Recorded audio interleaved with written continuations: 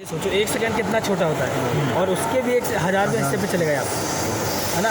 तो मतलब कितना प्रिसाइसली डिज़ाइन होता है कि इसको जल्दी जल्दी करना है ना। क्योंकि अगर आपका गाड़ी आप एक्सेलरेटर मार रहे हो, गाड़ी स्पार्क नहीं करेगी तो पिकअप कैसे लेगी सर, ठीक है। तो कार्बोरेटर आपका देखता रहता है कि इंजन किस चीज़ की डिमांड कर रहा है। तो अगर मान लो आपने एक्सेलरेटर धीमा किया वो कम देगा, कंप्रेसर देगा। मतलब एक होता है थ्रॉटल, उसको बोलते हैं थ्रॉटल। जब आप एक्सेलरेटर करोगे ना तो जो आपका कार्बोरेटर होता है वो आपका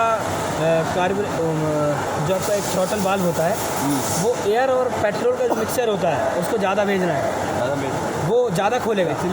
एक मान लो ऐसा वाल्व लगा है, यहाँ से एयर और फ्यूल आ रहा है, ये इतना खुलेगा तो कम एयर जाएगी, इतना खुलेगा तो और ज़्यादा जाएगा।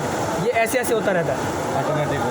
इसी को थ्रॉटल वाल्व बोलते हैं। ये वाल्व ऐसे पहले रहता है इतनी जगह में, ऐसे सर्कुलर रहता है, ये एक्सेलरेटर वायर से जुड़ा रहता है। आप एक्सेलरेटर वायर को जितना खोलोगे ये इतना ऐसे ऐसे होगा, जैसे इतना घुमाए तो ऐसे हुआ, और ज़्यादा घुमाए और ऐसे हुआ, ये कनेक्शन होता रहता है। हाँ, सिक्का जैसा रहता है अंदर से, है ना, सिक्का जैसा गोल, है ना, वो ऐसे ऐसे होता रहता है। जैसे अब वो कितने जल्दी जल्दी हो रहा है तो इमेजिन करो, ऐसे ऐसे ऐसे हो रहा है एकदम, ठीक है ना।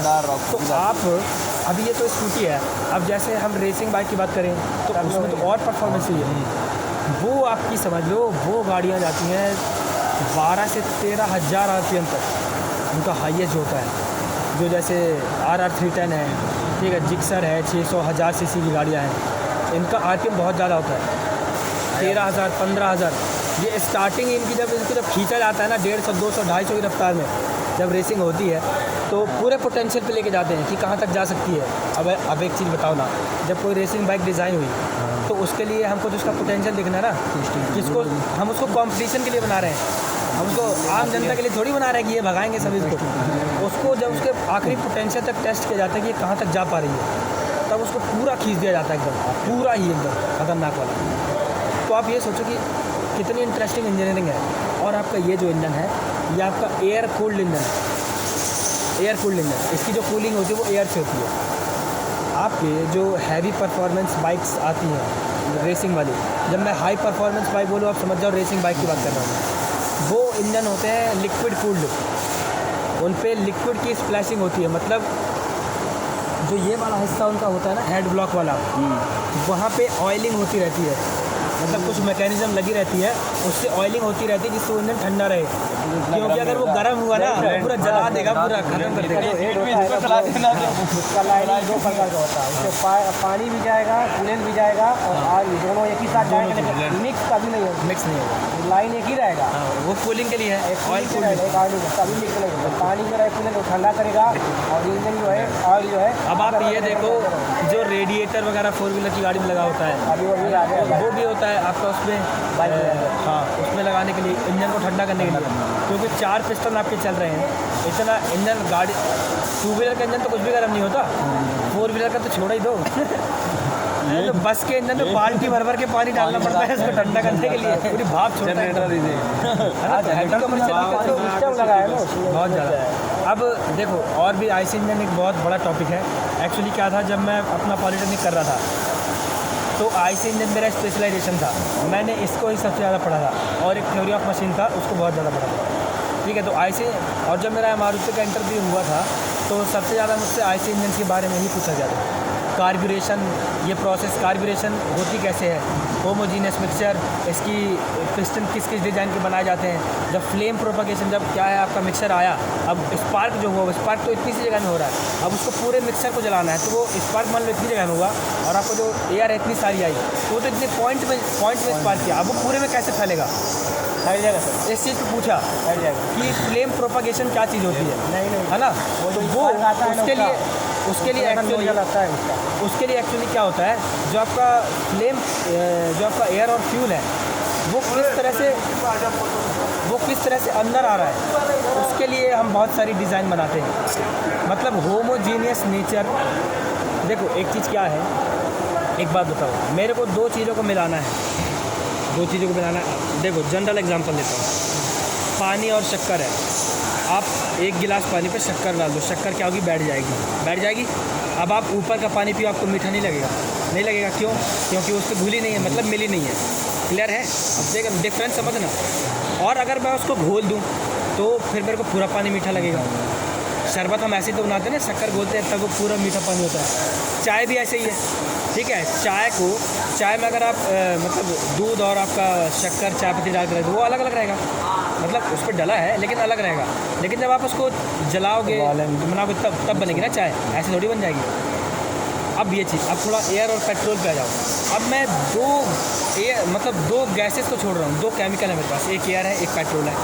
पेट्रोल मेरे पास लिक्विड फॉर्म में है, अब समझना दोस्त, पेट्रोल लिक्विड फॉर्म में है, एयर मेरे पास गैस फॉर्म में है। अब दोस्त इनको मिलाना है, अब क्या है, मिल तो जाएगा, लेकिन और उसके पीछे इंजीनियरिंग सुनो, बता क्या होता है, क्या कैसे मिलता है? मतलब इसको आग उसमें लगाना है? नहीं, मिलता कैसे हो? उसका सर एक नोजल आता है, जैसे स्पार्क प्लग हो गया, ठीक है, उसको 2 भाग में रहेगा, एक साइड में रहेगा, उसका अपोजिट में रहेगा, ठीक है। एक स्पार्क प्लग नहीं, वो मिलते कैसे हो? वही बता रहे सर, स्पार्क प्लग जो है अपना करंट पैदा करेगा, स्पार्क नोजल नहीं। रहेगा ना, हमारे सब पेट्रोल और एयर, हाँ, डीजल एक पेट्रोल है, पेट्रोल, हाँ, और नोजल जो रहता है उसमें 3 होल होता है, सुई किलो कितना, ठीक है, वो अपना वो जो होल होता है ना, ठीक है। जब गाड़ी चलेगी तो अपने लिमिट के हिसाब से, जिसमें ऑयल पड़े वो पेट्रोल अपने हिसाब से चलेगा। नहीं, अपने हिसाब से नहीं, मैं पूछ रहा हूँ मिक्सिंग कैसे होती है? मिक्सिंग का देखो अब मेरी बात सुनो, मिक्सिंग कैसे होती है? एयर हमारे पास गैसेस फॉर्म में है, गैस है। देखो एक चीज़ होती है फ्लूइड किसको बोला जाता है, तो बताएगा? हाँ, हिंदी में सही है सर, द्रव्य, द्रव्य, द्रव पदार्थ होते हैं ना, उसको इंग्लिश में बोला जाता है फ्लूइड मटेरियल। फ्लूइड क्या होता है? फ्लूइड उस चीज़ को बोला जाता है जिसके अंदर बहने की टेंडेंसी हो। एयर है, बह जाएगी, लिक्विड है, बह जाएगा, सॉलिड नहीं बहेगा, सिक्के को रख दो वो वहीं का वहीं रहेगा।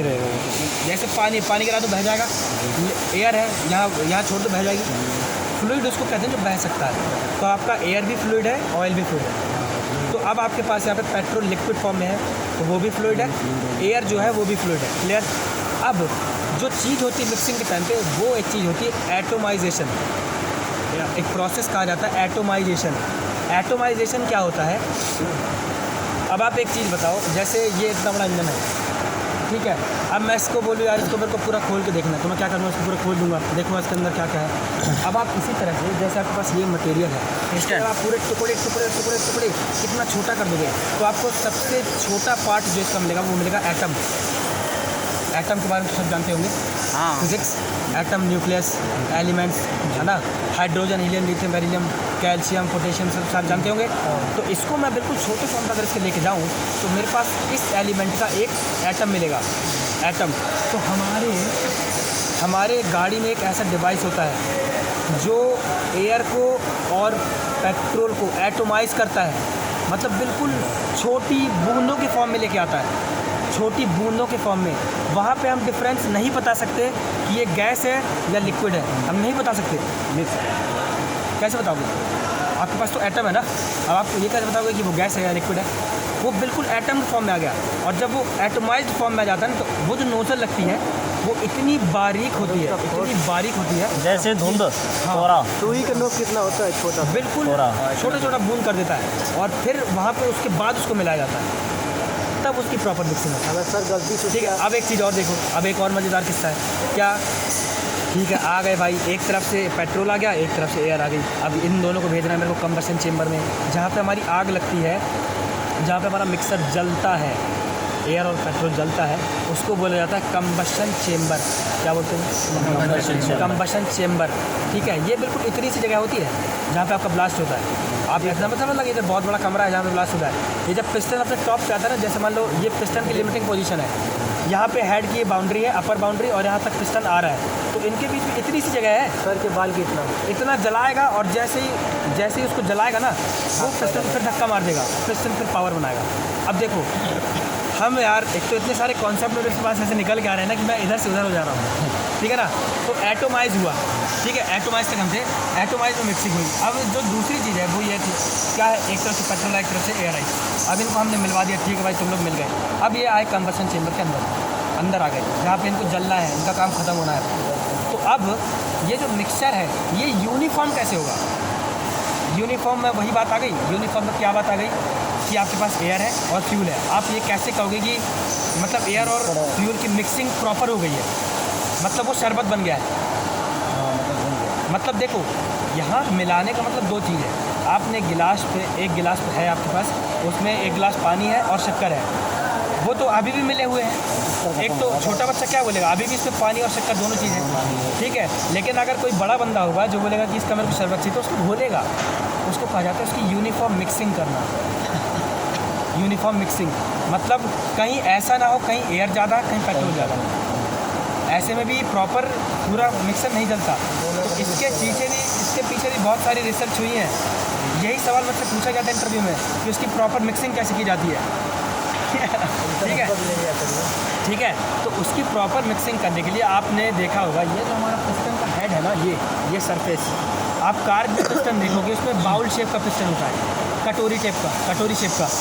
और ये उसके जब वो इंजन डिज़ाइन किया जाता है ना, तो ये देखा जाता है सिमुलेशन करके कि जब इसमें मिक्सर आ रहा होगा तो उसको यूनिफॉर्मली मिक्स करने के लिए, मतलब आप ये चीज़ देखो ना यार, हमारे पास देख क्या है, हमारे पास गिलास में पानी और शक्कर है, वो तो हमारे पास गिलास में रखे हुए हैं, लेकिन हमारा इंजन में क्या है, वो चल रहा है, चल के अंदर जा रहा है ना, बह रहा है, बहते हुए जा रहा है।